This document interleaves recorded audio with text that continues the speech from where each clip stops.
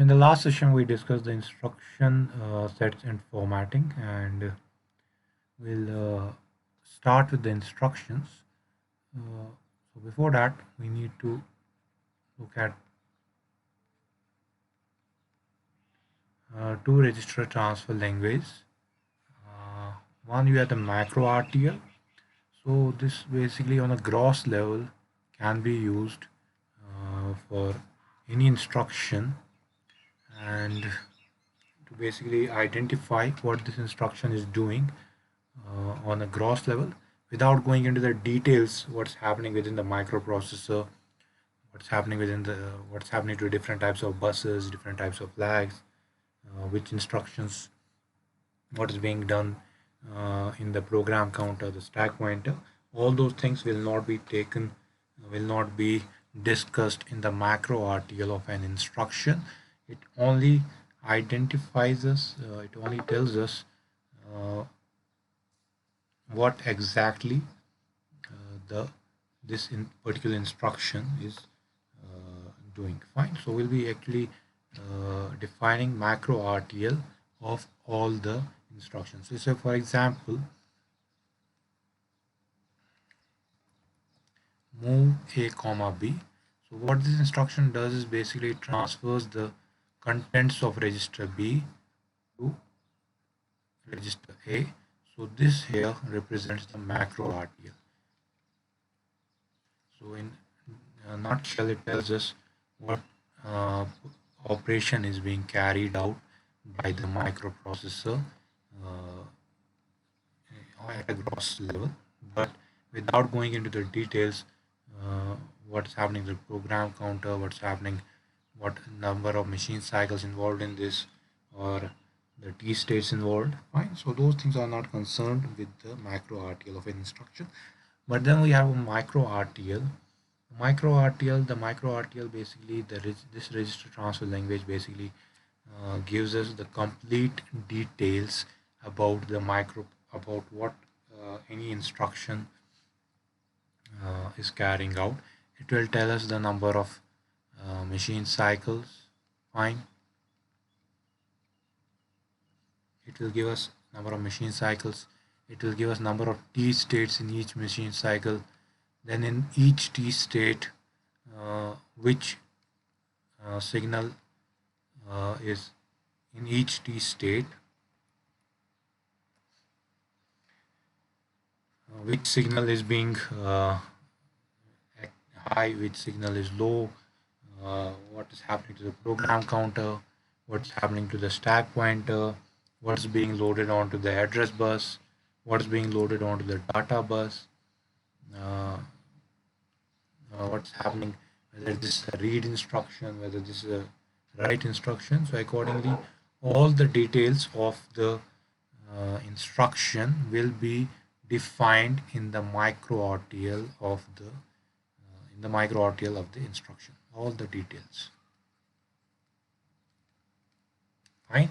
Number of machine cycles, number of T states in each machine cycle, in each T state, which bus is being loaded, which bus is not being loaded, which type of instruction it is, what's happening to the program counter, extra. All these things will be discussed in the micro RTL. For example, as we have discussed, there are 5 different types of machine cycles. So if there is, this will be a micro RTL for some. This can be a micro RTL. You'll be writing first of all, if a particular instruction has only one machine cycle, that's opcode fetch machine cycle. Why? So we'll first mention that this is an opcode fetch machine cycle, and in opcode fetch machine cycle, neither it's a read operation, neither it's a write operation, nor the IO buses are being involved. What we'll be writing first of all is IO by M bar is 0, S1 is 1, S0 is 1. So we have actually already discussed this when is for read when S0 will be high, and for write for read and write when S0 will be high. For read it basically S0 will be 0, S1 will be 1, and for write S1 will be 0 and S naught will be 1. Fine. Whereas and since the IO buses are not involved, so that still remains 0. So now opcode fetch machine cycle basically consists of 4 T states. Each T state, as we know, it consists of these 4 T states. We have defined 10 T states of a machine cycle: T1, T2, T4, T5, T6, and then we had mentioned other 4 T states that are not actually that are actually last for integral number of uh, clock cycles: T ready, T hot, etc. Whereas T1, T2, T3, T4, T5, and T6, they only last for one clock cycle. That is like approximately 0.32 microseconds. So T1 will last for 0.32 microseconds. So what happens within the T1 state? In every machine cycle, and in particular the opcode fetch machine cycle, what will happen in the T1 state? First of all, the address buses A15 to A8, we have 16 address lines: AD0 to AD7 and A8 to A15. AD0 to AD7, they are used for dual mode, they are used for carrying both address as well as data. A8 to A15, they are only for meant for carrying the address of the memory location. So A15 to A8 to A15, it will be loaded with the most significant bit of the program counter. So program counter is a 16-bit register. Say for example 10050F, say for example, is loaded in the is right now on the program counter. So 10, this will basically go to A8 to A15, while as AD7 to AD0, it will carry the least significant bit of the address lines, PCL. So basically in this T1 state, the program counter is loaded onto the address lines so that the microprocessor gets the address where the instruction is basically located. Fine. So PC, the program counter is already carrying the address uh, as we'll be seeing forward. The program counter is already carrying the address of that memory location where the instruction is fed. So in T1 state, that address is uh, loaded onto the address lines, and along with this, uh, the ALE, the address latch enable, is basically triggered. Fine. So that is basically forwards this address. This address is carried forward. So AD7 to AD0 is loaded with the least significant bit of the program counter, while as uh, the A15 to A8, it's carrying the A15 to A8 will be carrying the most significant bit of the program counter. This represents the most significant bits, and this represents the least significant bits.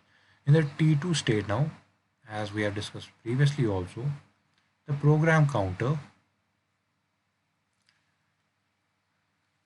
will be incremented by 1 so that it already is pointing towards the next memory location, so that whenever the next machine cycle begins, it will already be carrying the address of that particular memory location, that from where the data needs to be fetched by the microprocessor. Since this is a opcode fetch machine cycle, it's neither it's basically deals with reading of instruction. So RD not is active, is made active by making it 0. So as we know, RD is active, it's triggered as at 0, since it's active at low state, not active at high state. And what we'll be doing is AD7 to AD0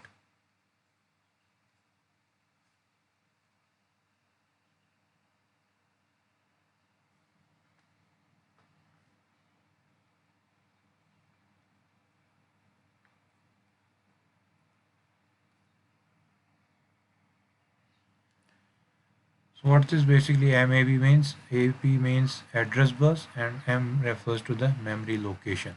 Now it's already referred to the memory location. Now whenever we'll be basically writing M in front of this, so the whatever is in the bracket, this basically will refer to the address, and M will basically refer to that location. And in short, this MAB is basically referring to the data that is actually stored at that location. Now that data will be loaded onto the data bus 87 to 80 node. It is a dual purpose bus. Now it will be carrying the data from that memory location. Fine. We are not feeding the address of the memory. We are feeding now the contents of the memory.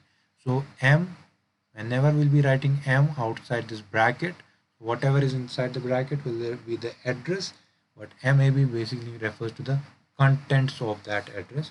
So we'll be carrying the contents of that address to 87 to 80 naught. This 87 to 80 naught, we can basically it's a dual purpose bus. Now it will be carrying the data. It has been overwritten because that address line is already uh, been has already been read in the T1 state. Fine.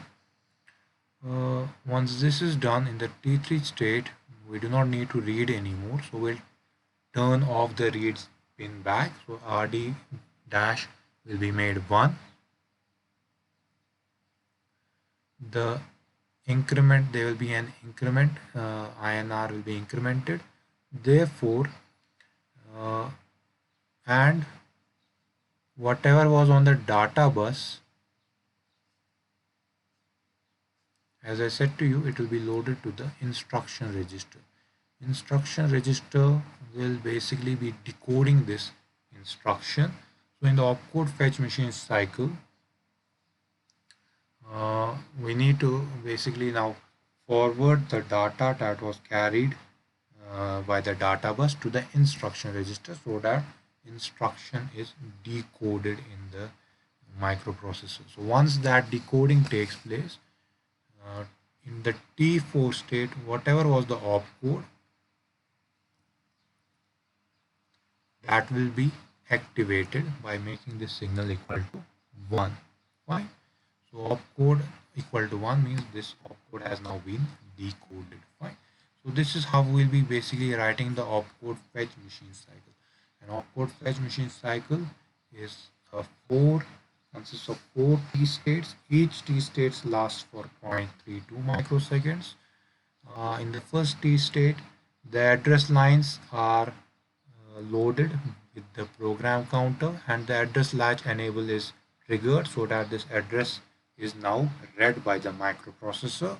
In the next T state, in T2 state, the program counter is incremented so that it already points to the next memory location, where from the next machine cycle, whatever that machine cycle will be, that can be again an opcode fetch machine cycle, or it can be a memory read machine cycle, or a memory write machine cycle extra. Whatever that memory machine cycle is, that will has already been that whatever that machine cycle will be performing the operation, to that location the program counter is already now pointing. Right? And since we have to read from that memory location, so read signal will be triggered. It will be, that means RD dash will be made 0 since it says active low, and whatever was the contents of this memory location is now loaded onto the data bus. Fine. So this will be actually the sequence within the T states as well. 87 to 80 naught, only once the read signal is enabled, only then the data will be loaded onto the data bus. That's why this is shown a little bit down as compared to this signal. So once this signal is enabled, only then this operation can take place. This takes place within 0.32 microseconds, but this will take place only after the read signal is enabled. Fine. In the next T3 state, RD dash is made 1. That means we do not need to read again. So RD dash is made low, fine, it is disabled now. There is an increment. We have increment and decrement, as I said to you. The increment has already been carried out, so that in the next machine cycle the program counter will again be incremented. Uh, so this basically refers to a low to high transition, fine. And whatever was on the data bus has been stored in the instruction register. Instruction register will decode it, and in the T4 state this opcode will be enabled. So this is the opcode fetch machine cycle, and this is how we basically write the micro RTL of any instruction. So starting with the first instruction that we'll be doing, we'll be taking up the data transfer group first, and in the data transfer group, as I said to you, we have 15 different instructions, and this is how we'll be writing each and every instruction. Fine.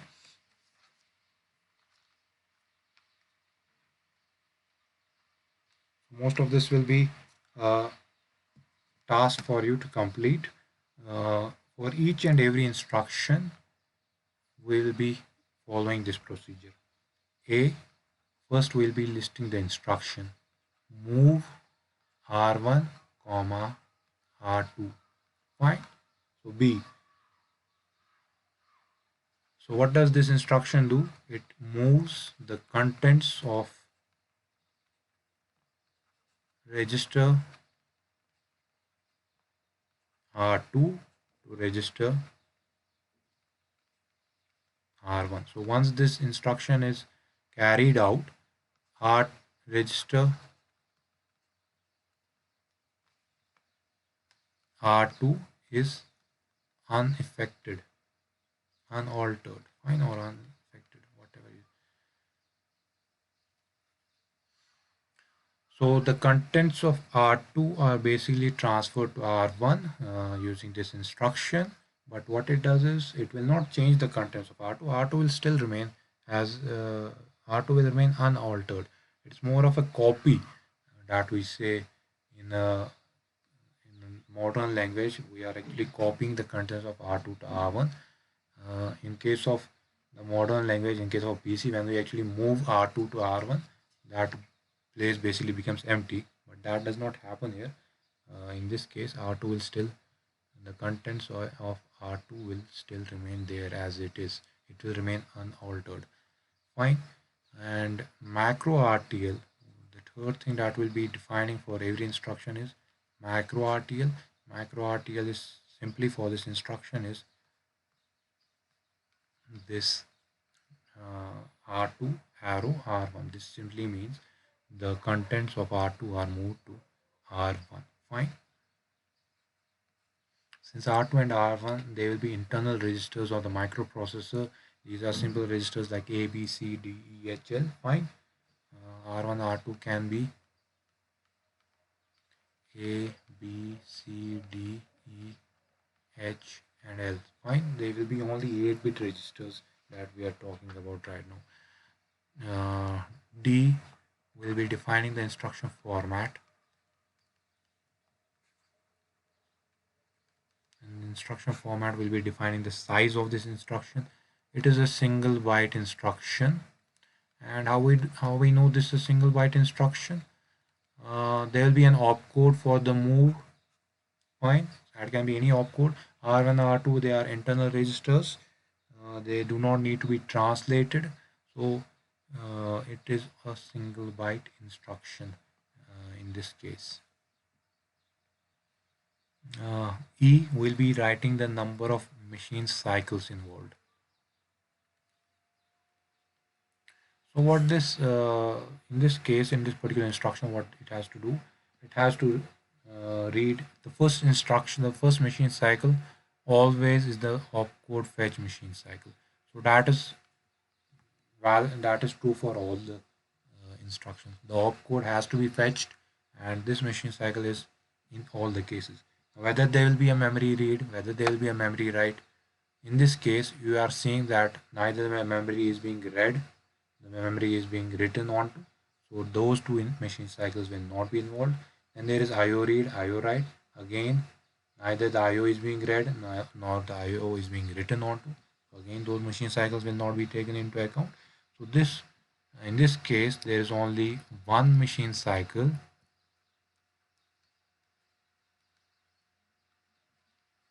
and that is the opcode fetch machine cycle. F will be writing the number of T states. Opcode fetch machine cycle has 4 T states, so this has 4 T states. So using this logic, you can also uh, define the execution time of this. Fine. So G, the execution time. As we know, one T state lasts for 0.32 microseconds. So 4 into 0.32, that's 1.28 of microseconds. So this is the execution time that the microprocessor 8085 takes for executing, for transferring the contents of register R2 to register R1. And the H will be variations. How many variations of the instruction can there be? There will be 49 variations. What this basically means, we have 7 different registers. Fine. So we can have an instruction like move a comma b, move b comma a, move a comma c, move c comma d, move e comma h, move h comma l, move b comma l. Fine.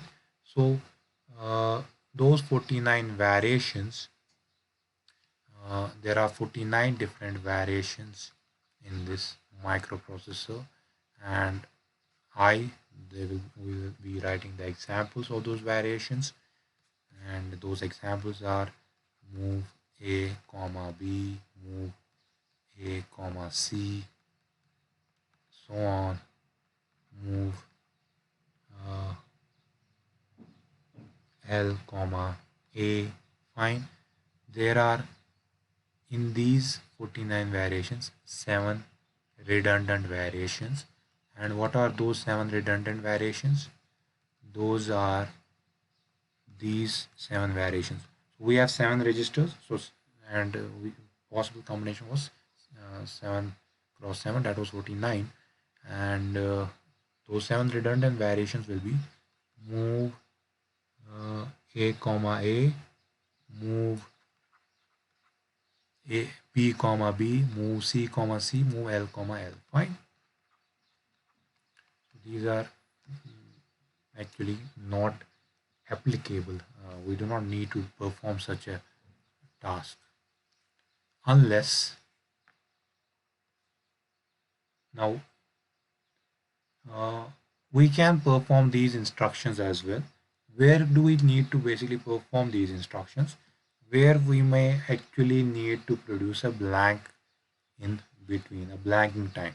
Say for example, we need somewhere 1.28 microseconds of blank time between one instruction and another instruction. So what we'll be doing in between that, we'll be basically executing this sort of an instruction, move a comma a. So this will not actually do any process. It will only, the contents of a, they will be again moved to the a only. So this is actually a no use instruction, but we will be performing this so that we'll be able to get 1.28 microseconds of blank time. We'll be actually going forward ahead and looking where we actually need these blank times. J will be seeing the status of flags. No flags are affected using this instruction. J, A. What will be the addressing mode? As we have studied last time, also we studied the addressing modes. So this is register addressing mode. Since the operands, where are the operands? They are, both the operands are in the register. So this is a register addressing mode. There are no flags being interrupted, neither the sign flag nor the zero flag, because this is not an arithmetic operation. So flags will not be affected. Flags mostly are affected by arithmetic and logical operations only.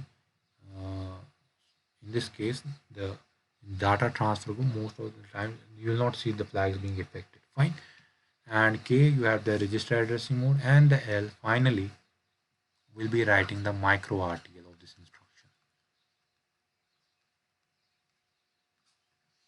So what will be the micro RTL? It will be simply the micro RTL of the opcode fetch machine cycle that we just uh, IO by M bar is equal to 0, S1 will be 1, S0 will be 1.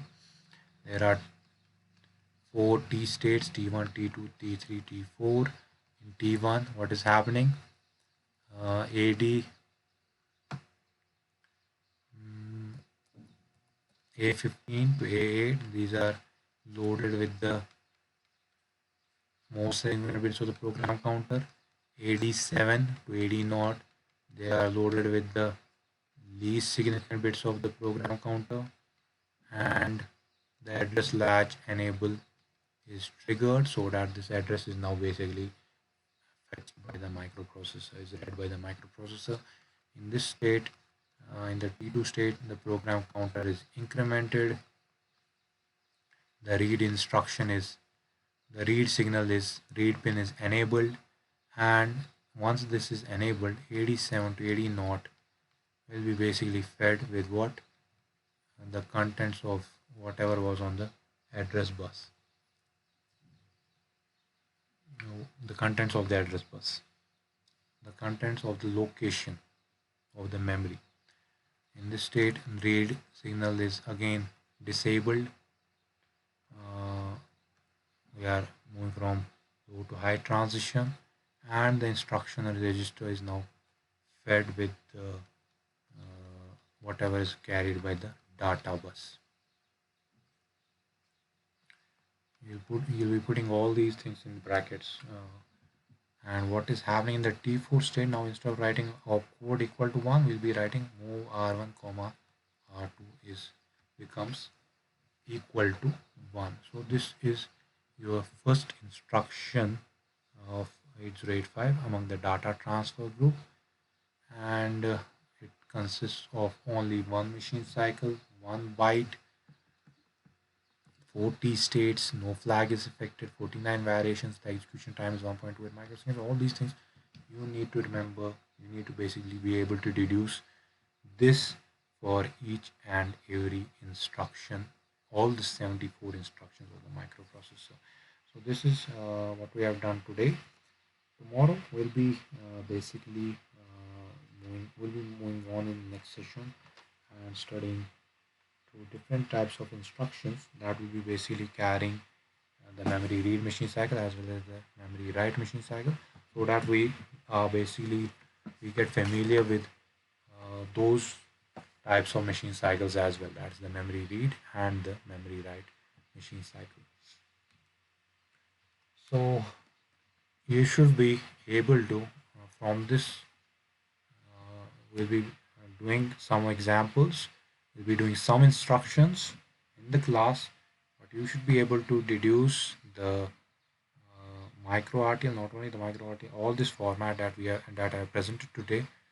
In this format, you should be able to write each and every instruction of the 8085 microprocessor, what the instruction does, what's it in micro RTL, what's the instruction format, number of machine cycles involved, number of T states, and the execution time, the variations, the examples of those, the flags, what will happen to the flags, which addressing mode it will be, and finally the micro RTL of the instruction.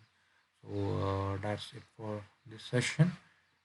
We'll do two instructions tomorrow in the next session.